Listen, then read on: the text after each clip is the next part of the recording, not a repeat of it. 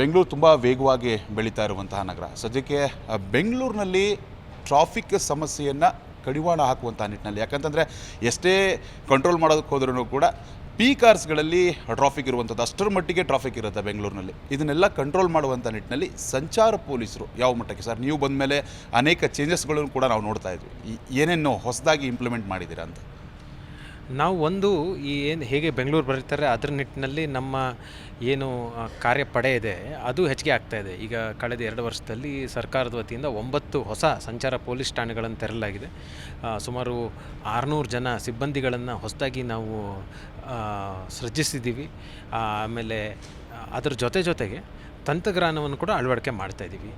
ನಾವು ತಂತ್ರಜ್ಞಾನ ಬಳಕೆಯಿಂದ ನಮ್ಮ ಫೋರ್ಸ್ ಮಲ್ಟಿಪ್ಲೈಯರ್ ಅಂತ ನಾವು ಭಾವಿಸಿದ್ದೇವೆ. ಅದನ್ನು ಸದ್ಬಳಕೆ ಮಾಡ್ಕೊಂಡು ನಾವು ಹೇಗೆ ಒಂದು ಜನರ ಮತ್ತು ತಂತ್ರಜ್ಞಾನ ಎರಡೂ ಬಳಸಿ ಹೇಗೆ ನಿಯಂತ್ರಣ ಮಾಡ್ಬೋದು ಅಂತ ಒಂದು ಪ್ರಾಮಾಣಿಕವಾದ ಒಂದು ಪ್ರಯತ್ನ ಮಾಡ್ತಾಯಿದ್ದೀವಿ.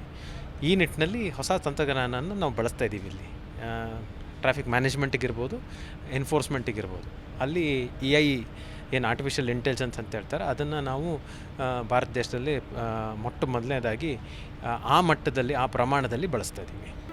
ಜಿ ಕನ್ನಡ ನ್ಯೂಸ್ ಈಗ ನಿಮ್ಮ ಮನೆಯಲ್ಲೇ ನೋಡಿ. ಎಲ್ಲ ಕೇಬಲ್ಗಳಲ್ಲಿ ಈಗ ಲಭ್ಯ.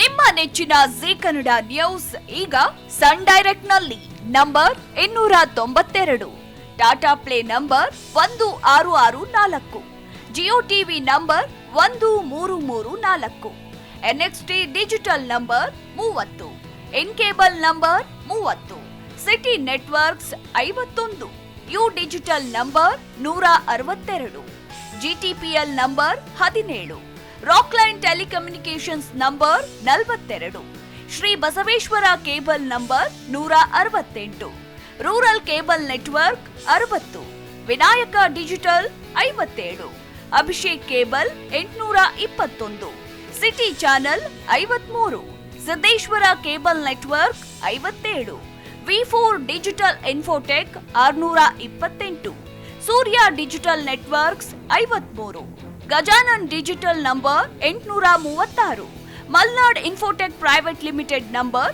56, metrocast number 830, victory digital number 167ರಲ್ಲಿ ನೋಡಿ ಆನಂದಿಸಿ.